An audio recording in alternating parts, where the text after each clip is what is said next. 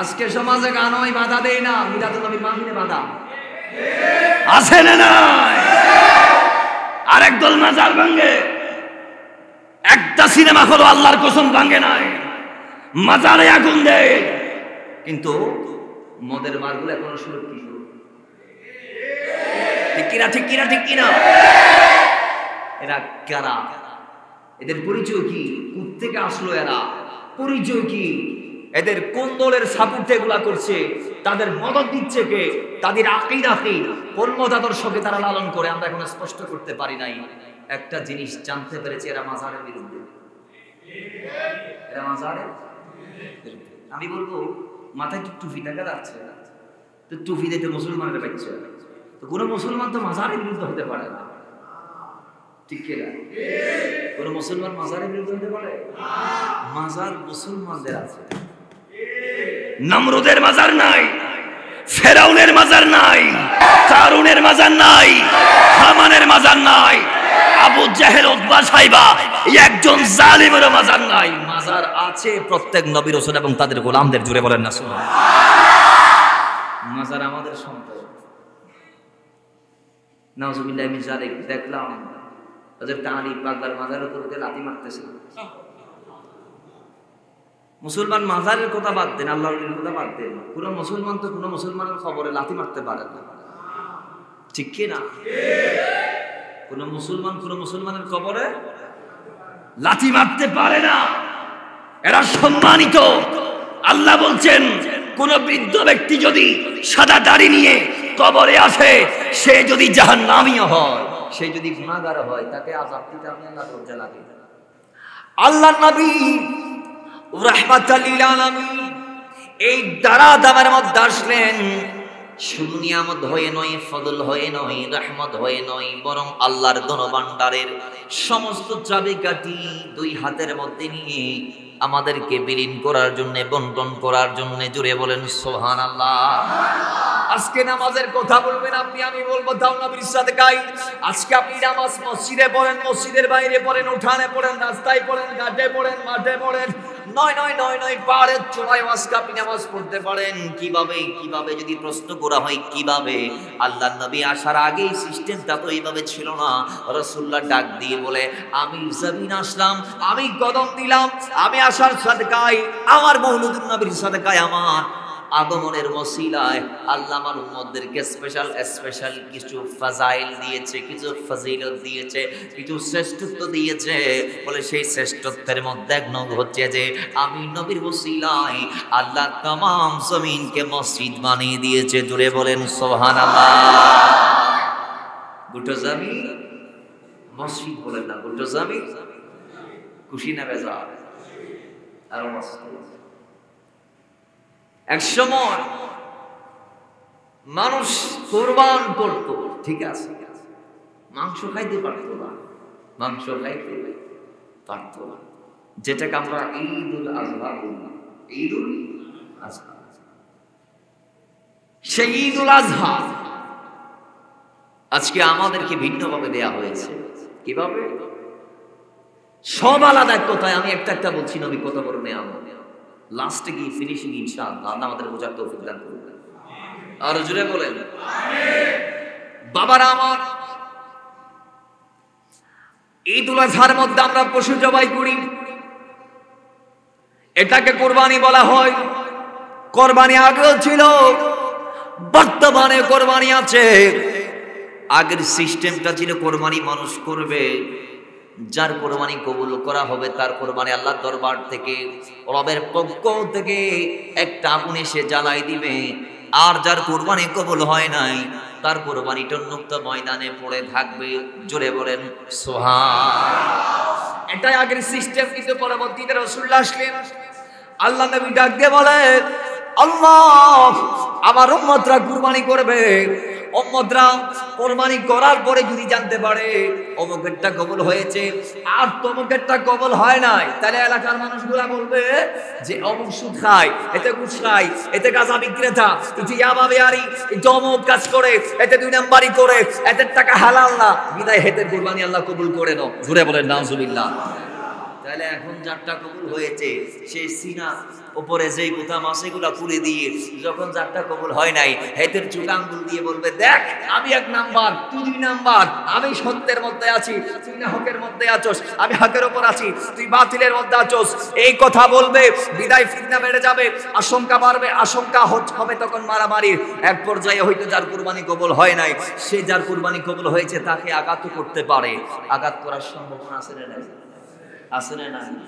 যে আমি 2 জন প্রথমে কুরবানি দিয়েছি, আদম সফিউল্লাহর 2 জন সন্তান, একজনের নাম হাবিল আরেকজনের নাম কাবিল। 2 সন্তান, 2 জনে আদমের বেটা, উভয়ে কুরবানি করলো, একজনেরটা কবুল হলো, আরেকজনেরটা কবুল হয় নাই। আল্লাহ বলে, ইন্নামা ইয়াতাকাব্বালুল্লাহু মিনাল মুত্তাকিন, আমি মুত্তাকির কুরবানি কবুল করি যার অন্তরে আমি আল্লাহ আছি, যার অন্তরে আমার ভয় আছে, যার অন্তরে আল্লাহর ভয় আছে, মুত্তাকি যিনি, আমি আল্লাহ তার কুরবানি কবুল করি। তো এখন আদম সফিউল্লাহর 2 বেটা, 2 জনে কুরবান দিয়েছে, এক হাবিল, দ্বিতীয় কাবিল, একজনেরটা কবুল, আরেকজনেরটা কবুল হয় নাই। এখন যারটা কবুল হয় নাই, অহংকার তাকে ঘেরাও করে ফেলেছে, শয়তান তার ঘাট চেপে ধরেছে। সে বলে, তুই তার তাড়াতাড়ি হত্যা কর, তোর ভাই যার কুরবানি কবুল হয়েছে তুই তার হত্যা কর। ভাইয়েরা আমার, সে হত্যা করেছে, প্রথম জমিনে হত্যা, প্রথম জমিনে অপরাধ।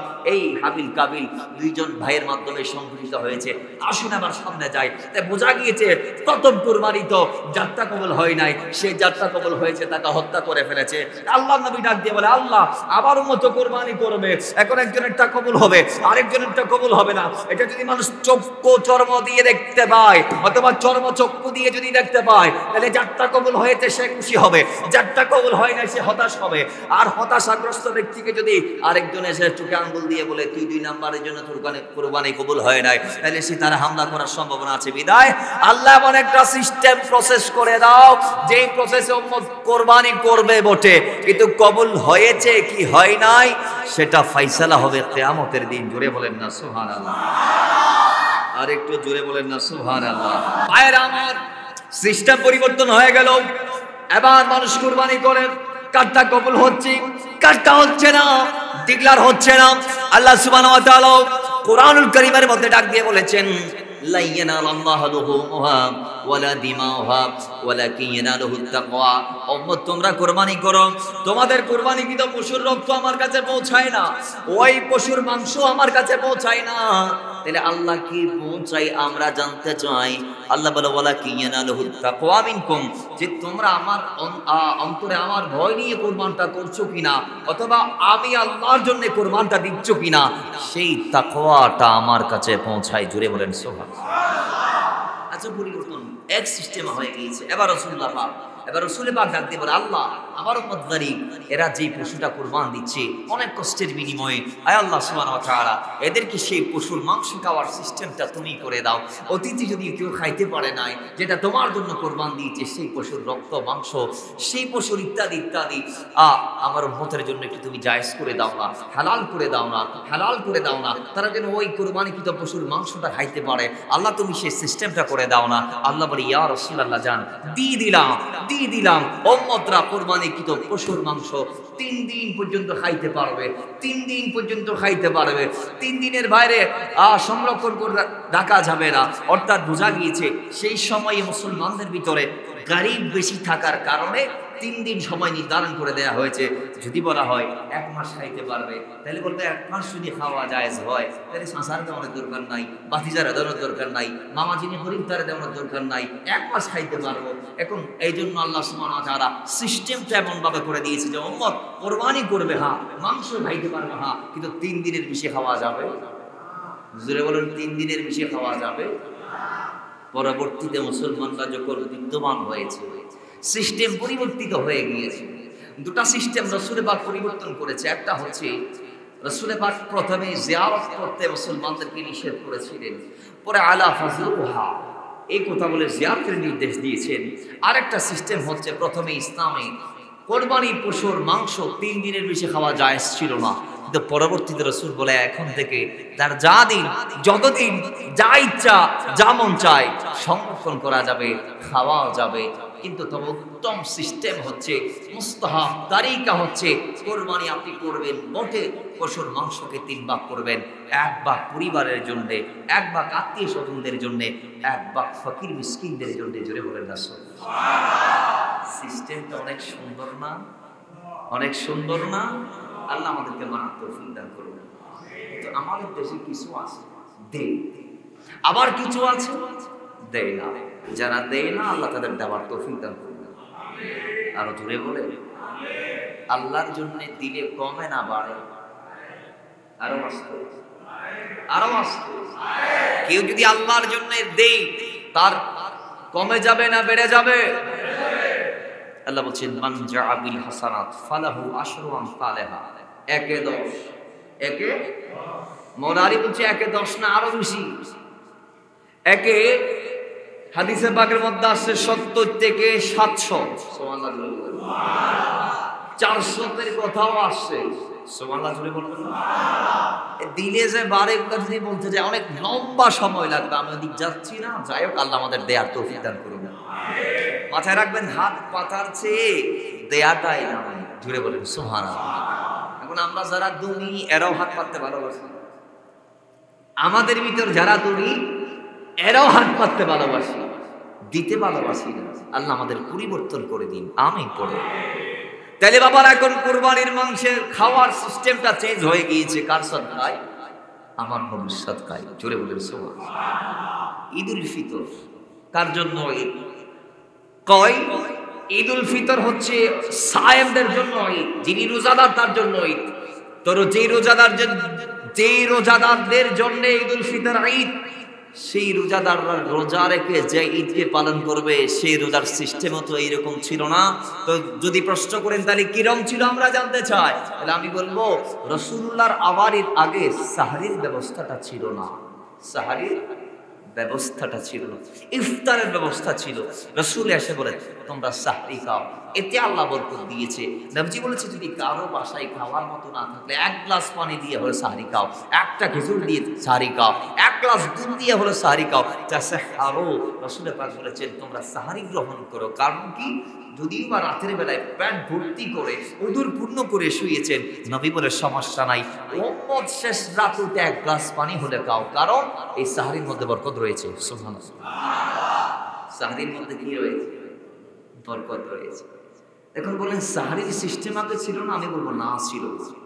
তো রোজার সিস্টেম কেমন ছিল? এইভাবে ছিল যে উম্মত মাগরিবের পরে কিংবা ঈশার পরে, ঈশার নামাজ পড়ে শোয়ার আগে আগে, কথা বলেন, শোয়া ঘুমের আগে আগে, মানে ঈশার পরে ঘুমের আগে আগে আগামীকালকে রোজার জন্য তাকে খেয়ে ফেলতে হবে। যেটাকে আমরা রাতের খাবার বলি, যেটাকে আমরা রাতের খাবার বলি, ডিনার বলি আর কি। দুপুরটা তো লাঞ্চ, তাই না? ফজরেরটা কি? Breakfast. আমরা যদিও ব্রেকফাস্ট অনেকে চোখে দেখতেছি কিন্তু 3 মাস হচ্ছে, বা অনেকে বছরের পর বছর ব্রেকফাস্টের দেখা কোনো ভয় নেই, ওইটা একেবারে লাঞ্চ করবে। কি করে বলা? রাসূল পাক বলেছেন সেই সিস্টেমটা এইভাবে ছিল যে উম্মত ঈশা পড়ে শোয়ার আগে যা খাবে খেয়ে ফেলবে। একবার যদি পিঠ লাগায় বিছনার সাথে আসার পরে গম যদি চলে আসে, আল্লাহর কসম, গম আসার সঙ্গে সঙ্গে খানা এবং পানীয় পান করা তার জন্য হারাম হয়ে যাবে। জোরে বলেন। তার মানে ঈশার নামাজ পড়ে শোয়ার আগে আগে উম্মত আগামী কালকে রোজার জন্য যা খাবার খেয়ে ফেলবে। একবার যদি পিঠ বিছনার সাথে লাগিয়ে চোখ বন্ধ করে ঘুমিয়ে আনে, তাহলে তার জন্য খানা পিনা এগুলা জায়েজ নাই। সেখান থেকে রোজা, ঘুমের সাথে সাথে কি হয়েছে?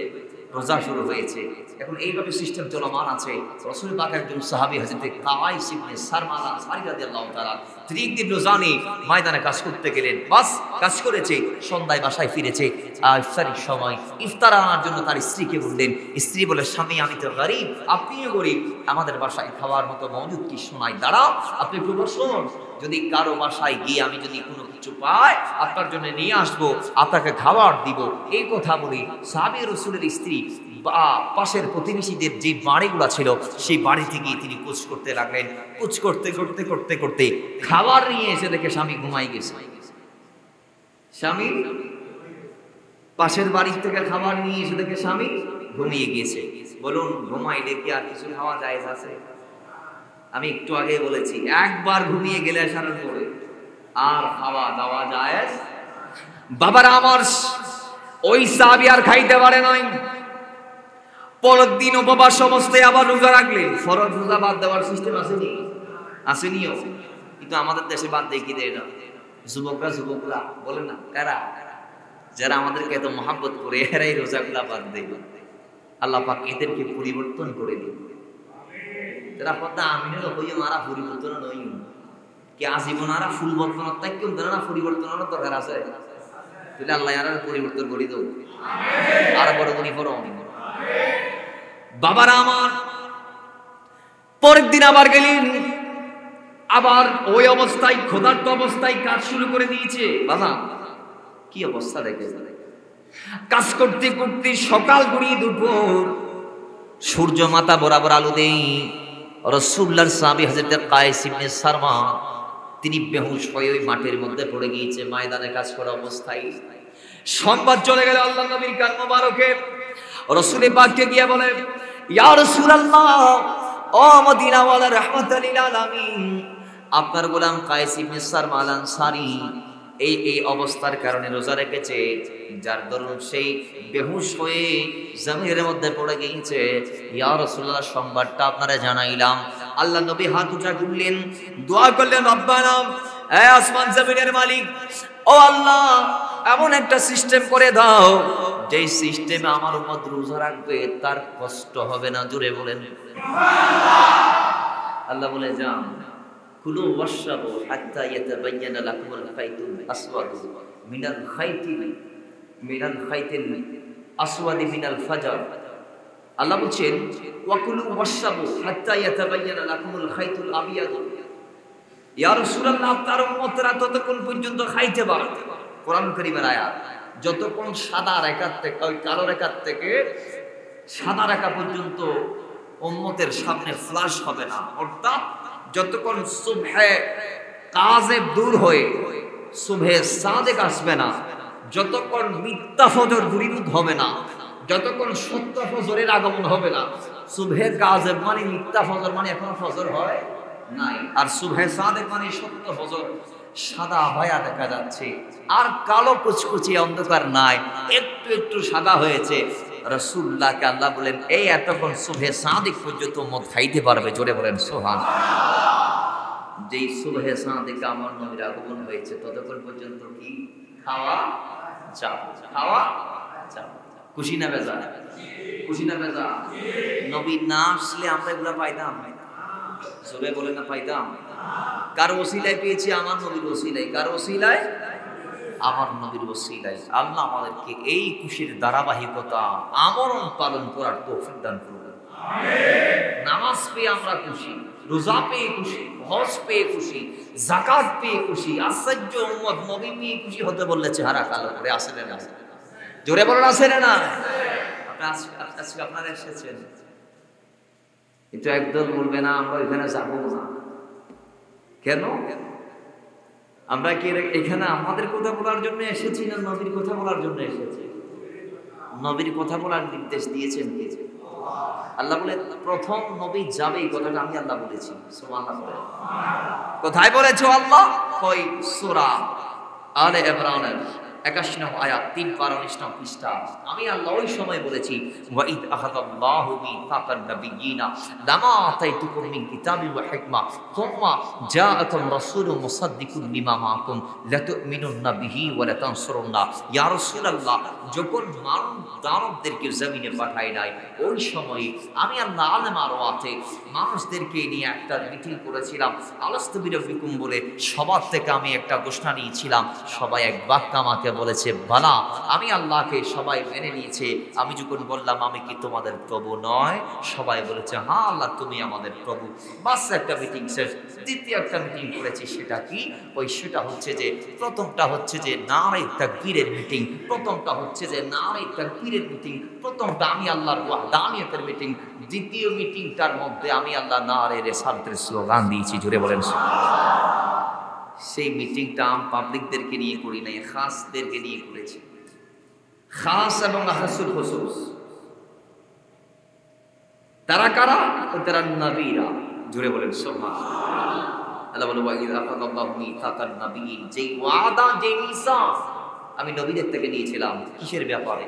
ওই রসুল আপনি যাবেন সেই ব্যাপারে, আপনার মওলুদ হবে, আপনি যাবেন জমিন, আপনি তাশরীফ ফরমাবেন, আপনি তাশরীফ নিবেন, আপনি কদম দিবেন, আপনি যাবেন আপনার সৌভাগমনের। কিভাবে? আমি প্রত্যেক নবীকে বলেছি তোমাদেরকে কিতাব দিয়ে জমিনে পাঠাবো, হিকমতের সাথে তোমরা যখন কিতাবের কথাগুলা মানুষদের সামনে রিপ্রেজেন্ট করবা, তখন মানুষ তোমাদের কথা শুনে নিজেদের জীবনগুলা চেঞ্জ করার সিদ্ধান্ত নিবে, বাপদাদার ধর্ম তালাক দিবে, নবী তোমাদের কথাকে মেনে নিয়ে তারা নিজের জীবনটা পরিবর্তন করে ফেলবে। ইভেন কি তোমাদের দাম এত বেড়ে যাবে, তোমাদের পায়ের নিচের মাটিগুলাকেও মত্রা সুরমা হিসেবে গ্রহণ করবে। ওই সময়ে তোমাদের নবুয়তের দায়িত্ব চলাকালীন সময় সুম্মা জাআকুম রাসূল, আমার নবীর আগমন যদি হয়, সুম্মা জাআকুম রাসূল, আমার নবীর মিলাদ যদি হয়, আখেরি নবী যদি চলে আসে, তিনি কে? বলে তিনি হচ্ছে মুসাদ্দিকুল লিমা মাআকুম, যিনি তোমাদের প্রত্যেক ধর্ম এবং কিতাবের সত্যায়ন করবে। তো ওই নবী যদি চলে আসে, তাহলে লাতু মিনুন্না বিহি ওয়া লা তানসুরুন্না, তোমরা ওই নবীর উপর ঈমান আনবা, তাকে সাহায্য করবা। জোরে বলেন সুবহানাল্লাহ। তাহলে নবী আসবে, আমার নবীর আগমনের কথা প্রথম কে বলেছেন? আরো জোরে আল্লাহ। কিন্তু একদল তারপরে বলে না। আমরাও দোয়া করি, আল্লাহ যারা তোমার নবীকে এখনো চিনে না তাদেরকে চেনার তৌফিক দান করো। নবী ছাড়া কোনো সাহারা আছে?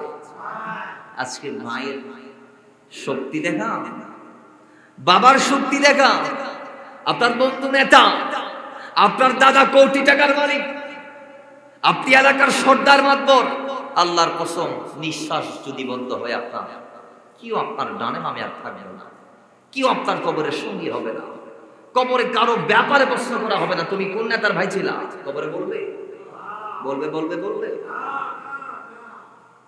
তুমি কোন হুজুরকে মেনেছো, কবরে বলবে।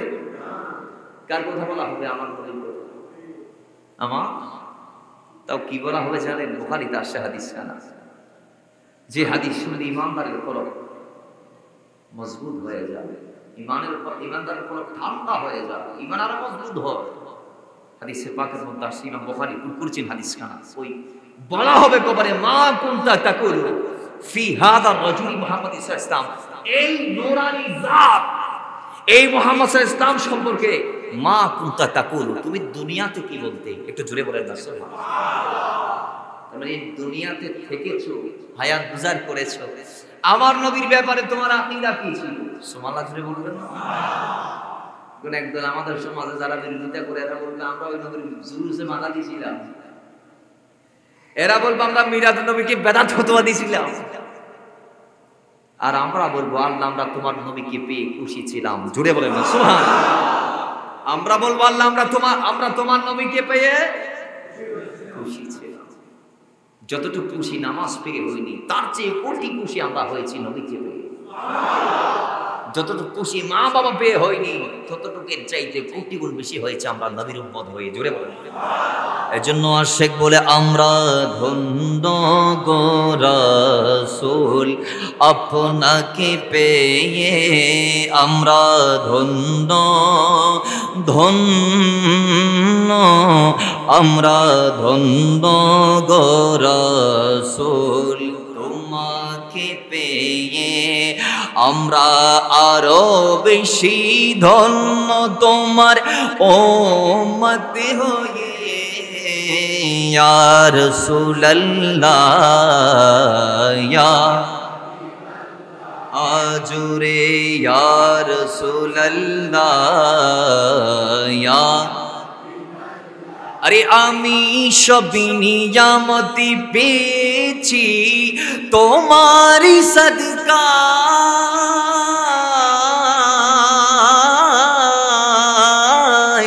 সবই নিয়ামতে পেয়েছি তোমারি সদকায়, তাই তো আমি আল্লাহরে পরে তোমারি গনি গাই, তোমারি গনি গাই, তোমারি গনি গাই।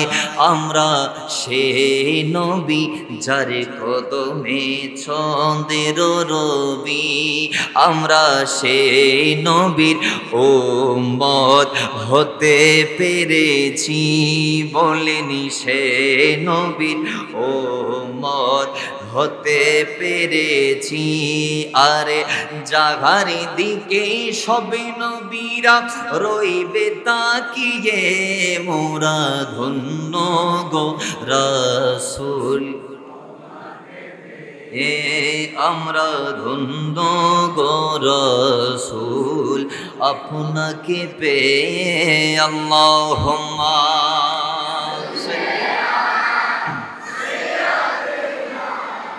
মাওলানা মুহাম্মদ ওয়া আলা আলি সাইয়্যিদিনা। নবীর উম্মত হতে পেরে খুশি না বেজা? নবীরা চেয়েছে আমার নবীর উম্মত হতে, আর আমরা না চাইতে উম্মত হতে পেরেছি। খুশি না? জোরে বলুন খুশি না? আল্লাহ বলছেন কুল বিফাদলিল্লাহি ওয়া বিরহমাতিহি ফাবিযালিকা ফালইফরাহু। ফাদলুল্লাহ নবীকে পেয়ে, রাহমাতুল্লাহ নবীকে পেয়ে তোমরা খুশি হও। সূরা ইউনূস আয়াত নম্বর 58, 11 নং পারা 14 নং পৃষ্ঠা, সূরা ইউনূস আয়াত নম্বর 58। আল্লাহ বলছে কুল বিফাদলিল্লাহি ওয়া বিরহমাতিহি, এই ফাদলুল্লাহ তো আমার নবীকে পেয়ে, রাহমাতুল্লাহ আমার নবীকে পেয়ে, ফালইফরাহু তোমরা খুশি হয়ে যাও। জোরে বলো হুয়া খায়র। নবীকে পেয়ে খুশি হওয়া এটা ভালো। সুবহানাল্লাহ।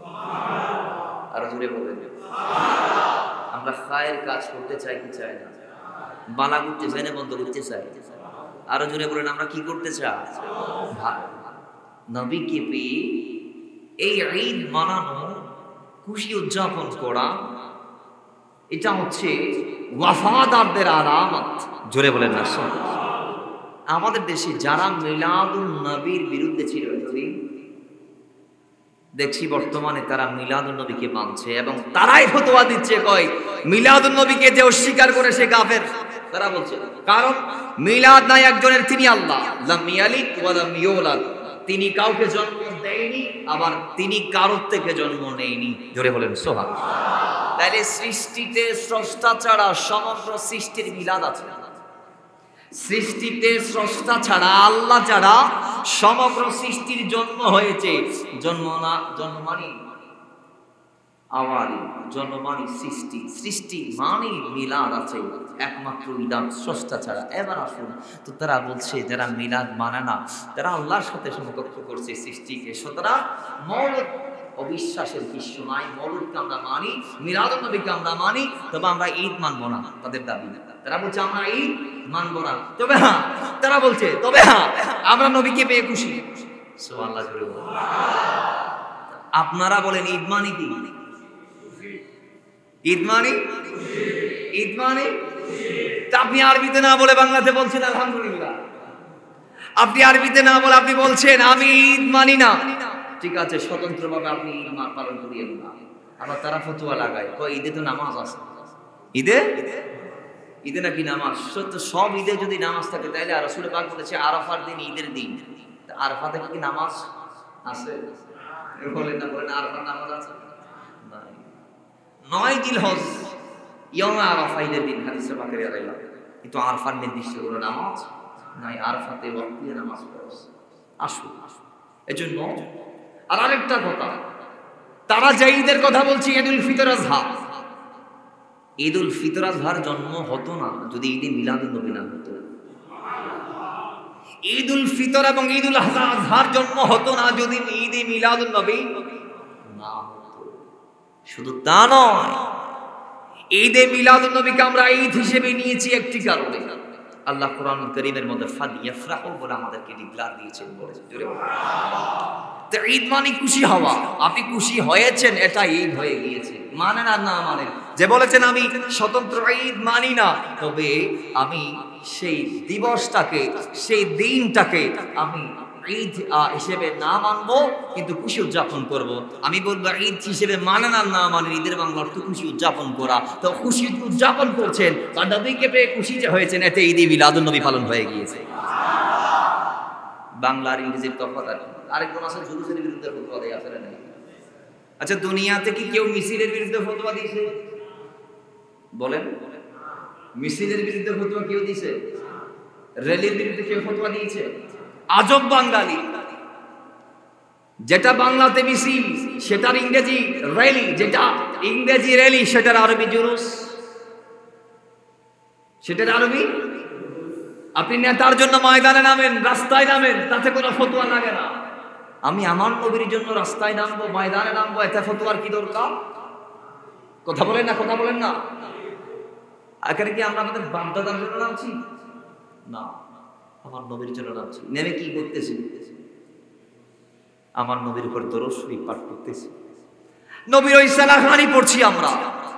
যেই সালাখানি পাঠ করার জন্য আল্লাহ নবী মসজিদে নববীতে একটা আলাদা মিম্বর বানিয়ে দিয়েছিল কাব বিন জুহাইরের জন্য, হাসান বিন সাবিতের জন্য। যে আল্লাহ নবী বলছে, হাসান, এই মিম্বরটা আমি তুমি হাসানের জন্য বানিয়েছি, তুমি সেটার উপর বসো, আমি নবীর উপর সম্মান পড়ো, আমি নবীর নামতে পাঠ করো। নবীজির পাশে আরেকটা মেম্বর মসজিদে নববীতে কেন বানানো হয়েছে? শুধুমাত্র আমার নবীর শান করার জন্য। আমার নবী শুনেছে, সত্য আর হাদিয়া দিয়ে দোয়া করেছে, আল্লাহুম্মা, হে আল্লাহ, তুমি রূহুল আমিন জিবরিলের মাধ্যমে আমার হাসানকে সাহায্য করো। জোরে করে সুবহানাল্লাহ। তাহলে আমাদের নবীর শান মান পড়ার দরকার আছে না? নবীর শান পড়লে মরা কলব চিন্তা হয়ে যায়। নবীর শান পড়লে মরা কলব চিন্তা হয়। আমি দেখি কর্ণফুলীর থেকে অসংখ্য গাড়ি আমাদের চট্টগ্রামের জামিয়ার বিশ্বের শ্রেষ্ঠ জশ্নে জুলুস ঈদ মিলাদুন্নবীতে যায়। আমি আবারও দাওয়াত দিচ্ছি, আগামী 16 সেপ্টেম্বর আলা রাসূল হুজুর পীর বাঙ্গাল আল্লামা সৈয়দ মোহাম্মদ সাবের শাহ মাদ্দাজিল্লাহুল আলীর সাদারতে বিশ্বের শ্রেষ্ঠ জশ্নে জুলুস চট্টগ্রাম আলমগীর খানকা এবং জামিয়া শরীফ থেকে বের হবে। আপনাদেরকে দাওয়াত দিলাম, আপনারা কি কবুল করেছেন? আপনারা কি কবুল করে নিয়েছেন? আমি জানি কর্ণফুলী থেকে অসংখ্য মানুষ যায়, আল্লাহ তাদের সঙ্গে আপনাদেরকে হওয়ার তৌফিক দান করুন। আরো জোরে বলেন আমিন। আমরা খালি হাতে কবরে যাব সবার জানা আছে। তো মুস্তাফার জন্য যদি কিছু করতে পারি, ইয়া রাসূলুল্লাহ যদি একবার বলতে পারি, সাল্লাল্লাহু তাআলা আলাইহি ওয়াসাল্লাম একবার যদি বলতে পারি, ইবনে ওমর থেকে রওয়ায়াতকৃত হাদিস, রাসূল পাক হাদিসের পাক দিয়ে আমাদেরকে আইদান দিয়েছে, কাল কিয়ামতের দিন আল্লাহ সুবহানাহু ওয়া তাআলা বিচার কাজ করবেন। কি করবেন? হাসরের দিন আল্লাহ কি করবেন? মানুষের ভালো মন্দের বিচার করবেন এবং যার যেটা প্রাপ্য তাকে সেটা দিবেন। সুবহানাল্লাহ জোরে বলেন, আর জোরে বলেন। কেন আমরা নবীর জন্য নামছি দেখেন, এই একটা মেসেজ, একটা হাদিস। বাবারা আমার, হাদিসে পাক আসছে আদম সফিউল্লাহ সেই দিন সবুজ রঙের জামা পরে আরশ আজিমের নিচে বসে উম্মত তার সন্তানদের আমলনামা দেখবে, কাকে কোথায় নিয়ে যাচ্ছে সেটা তিনি দেখবে। এবার আদম সফিউল্লাহ দেখতে পাবে একজন আমার নবীর উম্মতকে ফেরেশতারা মারতে মারতে জাহান্নামের দিকে নিয়ে যাচ্ছে। ওই সময়ে আল্লাহ নবী রাহমাতাল লিল আলামিনকে আদম সফিউল্লাহ ডাক দিবে, ইয়া আহমদ, ইয়া আহমদ বলে, ইয়া রাসূলুল্লাহ আপনি কোথায়? রাসূলের পাকে যখন আদম নবী ডাক দিবেন, আদম সফিউল্লাহ ডাক শুনে আল্লাহ নবী উত্তরে বলবেন, লাব্বাইক ইয়া আবাল বাশার, হাজির আমি। জোরে বলেন সুবহানাল্লাহ। আমাদের পিতা, আমি হাজির, আমাকে কেন ডেকেছেন? কয়, ইয়া আহমদ, দেখেন আপনার একজন উম্মতকে ফেরেশতারা জাহান্নামে নিয়ে যাচ্ছে। রাসূলুল্লাহ তড়িঘড়ি করে তার সামনে গিয়ে ব্যারিকেড হয়ে যাবেন, দেওয়ালের মতো হয়ে যাবেন, প্রতিবন্ধক হয়ে যাবে। নবীজি ডাক দিয়ে বলেন, ফেরেশতারা আমার উম্মতকে কোথায় নিয়ে যাচ্ছ? আমি তো নিয়ে যাইতে দিব না, আমি তো নিয়ে যাইতে দিব না, আমি তো নিয়ে যাইতে দিব না। তখন ফেরেশতারা বলবে, আমরা কঠোর প্রকৃতির ফেরেশতা, রাসূল আমাদেরকে বাধা দিবেন না, ইনাকে নিয়ে যাবো, নির্দেশ আল্লাহ দিয়েছে, আপনি আমাদের পথ আটকাবেন না, প্রতিবন্ধকতা সৃষ্টি করবেন না। না, প্রতিবন্ধক হয়ে দাঁড়াবেন না, আমাদেরকে আপনি সুযোগ করে দেন এনাকে জাহান্নামে দেওয়ার জন্য। রাসূল বলবে না না, দেয়া যাবে না। তারা বলবে আমরাও মানবো না। রাসূল বলে আমিও মানি না। সঙ্গে সঙ্গে আল্লাহর নবী এক হাতে দাড়ি মোবারক ধরে আরেক হাতে মওলার দরবারে ফরিয়াদ করবেন, ইয়া আল্লাহ, এরা দেখো আমার কথা শুনছে না। সঙ্গে সঙ্গে আল্লাহ পাক গায়েবী আওয়াজ দিবেন, আতিউ মুহাম্মদ, এ ফেরেশতারা আমার নবীর ইতাআত করো। জোরে বলেন আমার নবী যা বলে তা করো, আমার নবী যা বলে তা করো। ফেরেশতারা বলে রাসূল আপনি কি চাচ্ছেন? এর আমল নামাটা আবার আরেকবার মাপাইবে আমার সামনে, এই জিনিসটা আমি চাই। একটু দূরে বলেন না, আরেকবার মাপাবা, আর কোনো কষ্ট তোমাদেরকে দিব না। বাস নিয়ে গেলেন এক পাল্লার মধ্যে সওয়াব, আরেক পাল্লায় গোনা। মিজানের একটা সিস্টেম, দুনিয়াবি পাল্লার আরেকটা সিস্টেম। দুনিয়াবি পাল্লাই যেটা বাড়ি হয় সেটা নিচে নেমে যায়, আর মিজানের পাল্লাই যেটা বাড়ি হবে সেটা উপরে উঠে যাবে। জোরে বলেন সুবহানাল্লাহ। দুনিয়ার পাল্লা জিবে বাড়িবে নিচে নামে, মিজানের পাল্লাই যেটা ভারী হবে সেটা উপরে উঠে যাবে। ও বাজান, এবার আদম সফিউল্লাহ আমার নবীকে পাঠানোর পর আমার নবী মিজানের পাল্লাই নিয়ে গেল উম্মতরে। ফেরেশতারা এক পাল্লায় গুনাহ, এক পাল্লায় সওয়াব তুলে দিল। দেখা গিয়েছে সওয়াবের পাল্লা নিচে নেমে গিয়েছে কম, আর গুনাহের পাল্লা উপরে উঠে গিয়েছে ভারী। সওয়াবের পাল্লা কম, গুনাহের পাল্লা ভারী। সওয়াবের পাল্লা নিচে নেমে গেল, গুনাহের পাল্লা উপরে উঠে গেল। এখন রাসূল পাক নিজ হস্ত মোবারক দিয়ে পকেটে হাত দিবেন, হাত দিয়ে একটা কাগজের টুকরা বের করবেন। কিসের টুকরা? কাগজের টুকরা। ও মুসলমান, সেই কাগজটা আল্লাহ নবী রাহমাতাল লিল আলামিন মিজানের পাল্লার মধ্যে সওয়াবের যেটা সেটাতে দিতে দেরি, আল্লাহর কসম ওই সওয়াবের পাল্লা তৎক্ষণাৎ তড়ি গড়ি করে উপরে উঠে যাবে। জুড়ে বলেন সুবহানাল্লাহ। আল্লাহু আকবার। ইয়া রাসূলুল্লাহ, রাসূল আযম মুস্তাকিম। বাইরে আমার এবার সওয়াব বেশি, গায়েব থেকে ইশারা দেয়া হবে, নামি থেকে জান্নাতি বানিয়েছে।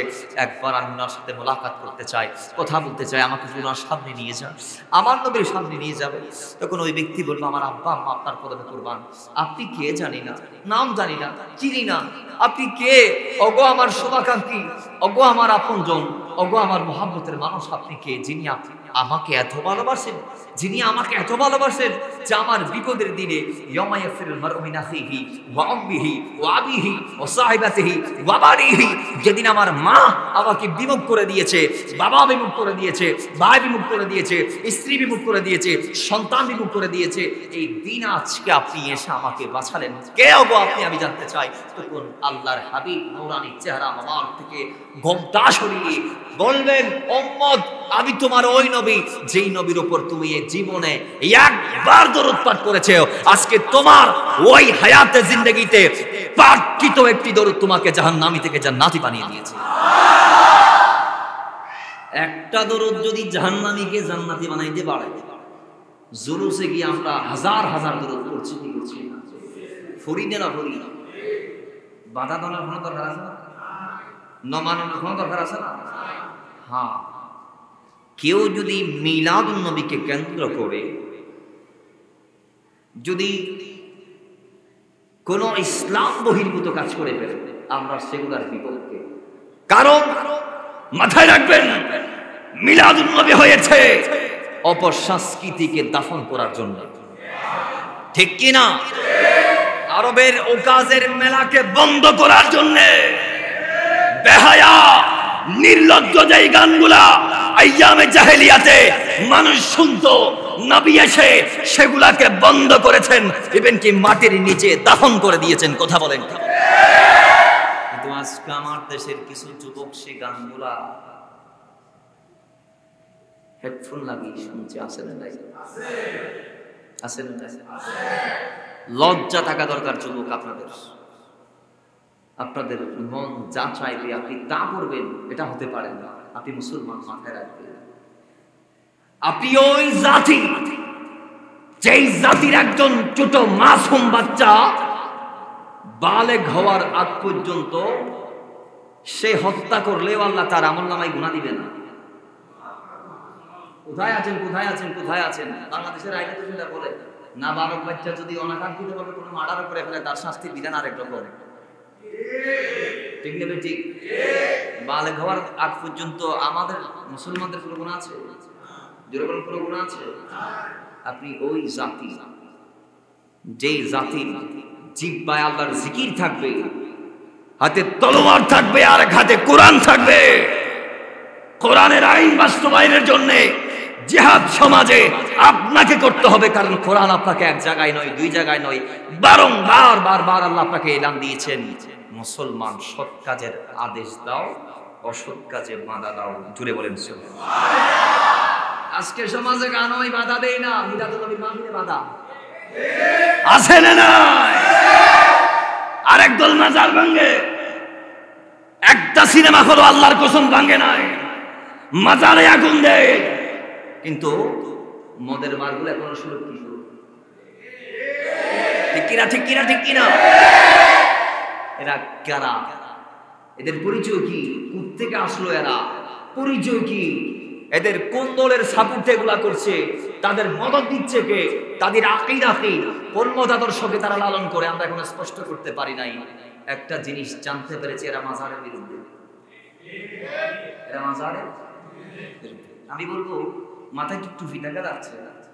তো টুপি দিতে মুসলমানরা পাচ্ছে, তো কোন মুসলমান তো মাজারের বিরুদ্ধে হতে পারে না। ঠিক কিনা? কোন মুসলমান মাজারের বিরুদ্ধে হতে পারে? মাজার মুসলমানদের আছে। নমরুদের মাজার নাই, ফেরাউনের মাজার নাই, কারুনের মাজার নাই, হামানের মাজার নাই, আবু জাহেল, উতবা, সাইবা একজন জালিমের মাজার নাই। মাজার আছে প্রত্যেক নবী রাসূল এবং তাদের গোলামদের। জুড়ে বলেন না সুবহানাল্লাহ। মাজার আমাদের সম্পদ। নাউজুবিল্লাহি মিন যালিক। দেখলাম হযরত আলী পাকদার মাজারের উপর দিয়ে লাথি মারতেছে। মুসলমান মাজারের কথা বাদ দেন, আল্লাহর কথা বাদ দেন, পুরো মুসলমান তো কোনো মুসলমানের খবরে লাথি মারতে পারে না। ঠিক কি না? কোন মুসলমান কোন মুসলমানের কবরে লাথি মারতে পারে না। এরা সম্মানিত। আল্লাহ বলছেন, কোন বৃদ্ধ ব্যক্তি যদি সাদা দাড়ি নিয়ে কবরে আসে, সে যদি জাহান্নামীও হয়, সে যদি গুনাহগার হয়, তাকে আযাব দিতে আমি আল্লাহ দরজা লাগে। যার গালের দাড়ি সাদা হয়েছে, সে যদি গুনাহগার হয়, তাকে আযাব দিতে আমি আল্লাহ দরজা লাগে। যিনি আল্লাহর কাছে সম্মানিত মুরব্বী, যে মুরব্বীদের জন্য রাসূলুল্লাহ মসজিদ নববীর প্রথম কাতার বরাদ্দ করে দিয়েছিলেন। রাসূলুল্লাহ পাক মসজিদ নববী থেকে আলোচনার মাঝখানে সাহাবায়ে কেরামদেরকে তুলে তুলে মুরব্বী টাইপের সাহাবীদেরকে সামনের কাতারে নিয়ে আসতেন। এটা মুরব্বীদের সম্মান। ধরে বলেন আল্লাহ রাসূলের দরবারে যারা সম্মানিত, এরকম কোন মুসলমানের কবরও তো কোন মুসলমান লাথি মারতে পারে? পারে? সর্বোচ্চ জিয়ারত করতে পারে। সর্বোচ্চ আল্লাহর ওলিরা নাকি মরে বলে মাটির সাথে মিশে গেছে। নাউজুবিল্লাহ। এগুলো আসলে বুঝতে গিয়ে একজন মুসলমানও তো মরা না। আমরা জিয়ারত করি কি করি না? বলেন বলেন বলেন, জিয়ারত করি কি করি না? জায়েরে সালাম দণ্ডা না দণ্ডা? গিয়ে সালাম দেন কি দেন না?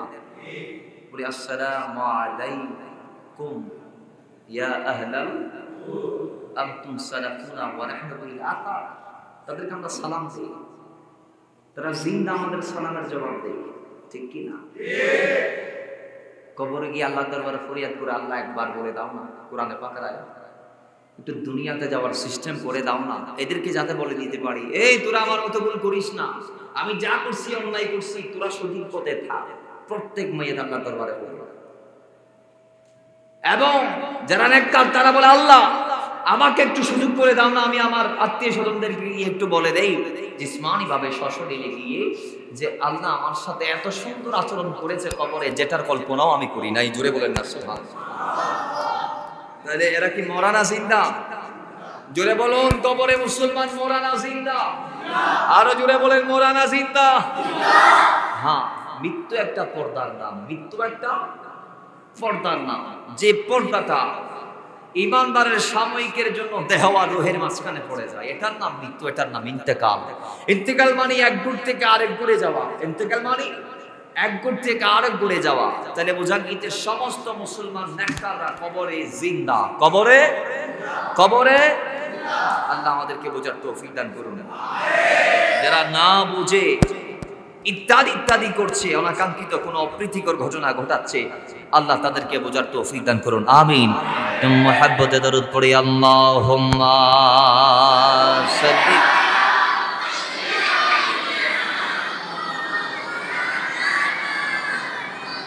ওয়া আলা আলি সাইয়্যিদিনা।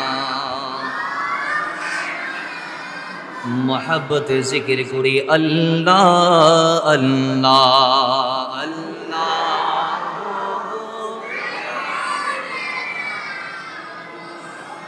হো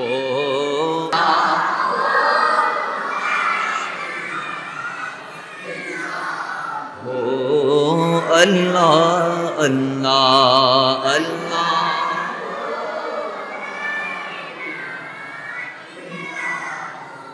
লাস্ট ফিনিশিং। এবার যদি বলা হয় আল্লাহ মিলাদুন নবী আমাদেরকে করতে বললাম, আল্লাহ তুমি কি করেছো? কিংবা মিলাদুন নবীর খুশি আমাদেরকে উদযাপন করতে বললাম, আল্লাহ তুমি কি মিলাদুন নবীর খুশি উদযাপন করেছো? তখন রহমান এলান দিবে, অবশ্যই অবশ্যই, হ্যাঁ হ্যাঁ।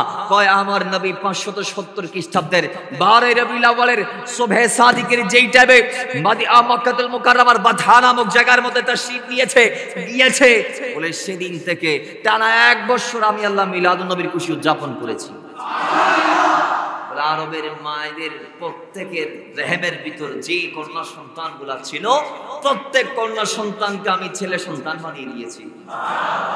আল্লাহ কারণ কি? কারণ হচ্ছে একটাই, সেই সময়ে আহলে আরবরা মেয়ে হলে জীবন্ত দাফন দিত, ছেলে হলে মিষ্টি বিতরণ করত। ঠিক না ঠিক? আল্লাহ বলছেন তারা যেটা পায় খুশি হচ্ছে, আমিও সেই খুশির সিস্টেমটা সেইভাবেই উদযাপন করিয়েছি 1 বছর টানা। আরবের প্রত্যেকটা মায়ের রেহেমে যত মেয়ে সন্তান ছিল প্রত্যেককে ছেলে সন্তান বানিয়ে প্রত্যেকের ঘরকে আলোকিত করে দিয়েছি, তাদেরকে হাসি মুখে রেখেছি। জুড়ে বলেন না হাদিস, এটা আমরা বলি নাই, বলেছেন তাবলীগ জামাতের বিশ্ব মুআল্লিম মাওলানা তারিক জামিল সাহেব। জুড়ে বলেন সুবহানাল্লাহ। তিনি তার কিতাব রাসূলুল্লাহ কি আজমত নামক কিতাবের মধ্যে হাদিসটা নোট করেছেন। এবার যদি বলি আল্লাহ উদযাপন করেছে, আল্লাহ পালন করেছে, হাবিব আপনি কি নিজে নিজের মিলাদ পালন করেছে? তখন মুসলিম শরীফের হাদিস আমাদেরকে জানান দিবে, হ্যাঁ আল্লাহ নবী নিজে নিজের মিলাদ পালন করেছে। কিভাবে? রাসূলের পাকে প্রশ্ন করা হয়েছে, ইয়া রাসূলুল্লাহ আপনি প্রত্যেক সোমবারে রোজা রাখেন কেন? সুইলা আন সাওমিল ইসনাইন, রাসূল প্রত্যেক সোমবারে রোজা রাখার কারণ কি? আরে ভাই সাহাবায়ে কেরাম তো তারা ছিল যারা আমার নবীকে পূর্ণাঙ্গ অনুসরণ করত। আমার নবী কোনো একটা আমল করলে সেটা সাহাবায়ে কেরাম করার জন্য পাগল পারা হয়ে যায়। তো সোমবারে রোজা সম্পর্কে জানতে চাইলে নবী বলে 2টা কারণে রোজা রাখি সোমবারে, ফিহি উলিদতু ওয়া ফিহি উনজিলা আলাইয়া। সোমবারে রোজা রাখার 2 কারণ, এক কারণ সেদিন আমি মিলাদ হয়েছে, সেদিন আমার মিলাদ হয়েছে, সেই দিন আমি দুনিয়াতে তাশরীফ এনেছি। তো আমি নবী যে দিন আল্লাহ আমাকে দুনিয়াতে পাঠিয়েছে সেই দিনের শুকরিয়া আদা করে নিজেই নিজের মিলাদটা পালন করছি রোজার মাধ্যমে। জুড়ে বলেন না সুবহানাল্লাহ। ওয়া ফিহি উনজিলা আলাইয়া, সেদিন আল্লাহ আমাকে কোরআন দিয়েছে, এটার শুকর আদা স্বরূপ আমি রোজা রাখছি। মুসলমান আল্লাহ নবীর এই হাদিস দিয়ে প্রমাণ পাইলাম আল্লাহ নবী বছরে একদিন মিলাদুন নবী পালন করে নাই, পুরো বছরে 6 সপ্তাহ 52 সপ্তাহ আল্লাহ নবী মিলাদুন নবী পালন করেছে। সুবহানাল্লাহ। আর জুড়ে বলেন সুবহানাল্লাহ। খুশি না বেজার? খুশি। আমরাও চাইলে সেদিন রোজা রাখতে পারি কি পারি না? জুড়ে বলেন না পারি কি পারি না? আমি বলবো রোজা রাখার মাধ্যমে হোক, আপনি যদি আরো ভিন্নভাবে করতে পারেন। আল্লাহ নবীকে আল্লাহ পাঠিয়েছি, আমি পেয়েছি, আপনি পেয়েছেন, ধন্য হয়েছি, কাফের থেকে মুসলমান হতে পেরেছি, জান্নাতের রাস্তা সহজ হয়ে গিয়েছে, জান্নাতের রাস্তা একদম আমাদের জন্য সহজ হয়ে গিয়েছে। সেই খুশি পালনার্থে আপনি আমি চাইলে সেদিন ইয়েতিমদের খাওয়ার ব্যবস্থা করতে পারি, মিসকিনদের খাওয়ার ব্যবস্থা করতে পারি, এলাকার দুস্থদের সেবা করতে পারি, যার গোরমায় তাকে একটা ঘর নির্মাণ করে দিতে পারি, যার একদম দিগ্ধ হস্ত জীর্ণ শীর্ণ অবস্থা তাকে কিছু টাকা দিতে পারি। কি জন্য? বলে আল্লাহর নবীকে পেয়েছি, মিলাদুন নবীর ওসিলায় আমরা ধন্য হয়েছি, সেটার শুকরিয়া আদায় আদান। এইভাবে ইসলামে যত হালাল পন্থা পদ্ধতি আছে সমস্ত পদ্ধতিতে ঈদে মিলাদুন নবী তথা নবী আগমনের খুশি উদযাপন করা জায়েজ জায়েজ জায়েজ। মাথায় রাখবেন, ভালো কাজের জন্য কোনো দলিলের দরকার অনেক একটা মাহফিল করাবেন, দলিলের দরকার আছে না? আরে বদ্দা মাতন দলিলের দরকার আছে না? কোরআন শরীফ কুড়ি ফুরিবেন, দলিলের দরকার আছে না? ভালো কাজের জন্য দলিলের দরকার। আল্লাহ আমাদের বুঝার তৌফিক দান করুন। পরিশেষে আমার ওই যুবকদেরকে খুশ খবর দিতে চাই যারা পাগল পাড়া হয়ে আজকের এই দুর্গম এলাকা, দুর্গম পরিস্থিতিতে নবীর জন্য এই বাগান সাজালেন, তাদের জন্য একটা মেসেজ। মদিনা ওয়ালা রাহমাতাল লিল আলামিনের আগমনে আবু লাহাবের মতো একজন কট্টর কাফের খুশি হয়েছে। বুখারীতে আমরা পেয়েছি হাদিসখানা, ফাতহুল বারী শরীফের মধ্যে পেয়েছি আমরা হাদিসখানা। ওই হাদিসের ব্যাখ্যায় ফাতহুল বারীর গ্রন্থকারও বলেছেন, জালালউদ্দিন সুয়ুতী বলেছেন, বিশেষ করে আব্দুল হক মুহাদ্দিস দেহলভী বলেছেন, এক একজন এক একবার বলেছেন, ইবনে হাজার আসকালানী আরেকবার বলেছেন। সর্বোপরি একটা সিদ্ধান্ত তারা দিয়েছেন যে একজন কট্টর কাফের যিনি মিলাদুন নবীতে খুশি হয়ে নিজের দাসী বাদী সুয়াইবাকে মুক্ত করে যদি কাফের হওয়ার পরেও যদি প্রত্যেক সোমবার সুবহে সাদিকের সময় সে যদি আল্লাহর আযাব মুক্ত থাকতে পারে, তার হাতের যে আঙ্গুল দিয়ে বাদীকে দাসীকে মুক্ত করে দিয়েছিল যে আপনার একটা বাতিজা হয়েছে, আপনার ভাই আব্দুল্লাহ নসুল দিয়ে একজন এতিম বাচ্চার আগমন হয়েছে মুহাম্মদ নামক, সেই খুশিতে আবু লাহাব তাকে মুক্ত করে দিয়েছে যে আঙ্গুলে, সে আঙ্গুল দিয়ে মধুর নহর জারি হয়। একজন কাফের যদি এত শান্তি পায় মিলাদুন নবীতে খুশি হয়ে, ইমাম সুয়ুতী বলছে আমি আপনি তো কাফের না, আমরা তো আপনারা তো মুসলমান, আমরা ঈমান নিয়ে নবীর আগমনের খুশি যদি উদযাপন করে থাকি, আল্লাহ আমাদেরকে কিভাবে দিবে আল্লাহু ওয়া রাসূলুহু আলাম। আল্লাহ আমার যুবক ভাইদেরকে কিভাবে দিবে আল্লাহ জানে, আল্লাহর নবী জানে। আমাদেরকে মারতে দাম তক মিলাদ মানার তৌফিক দান করুন, আমিন।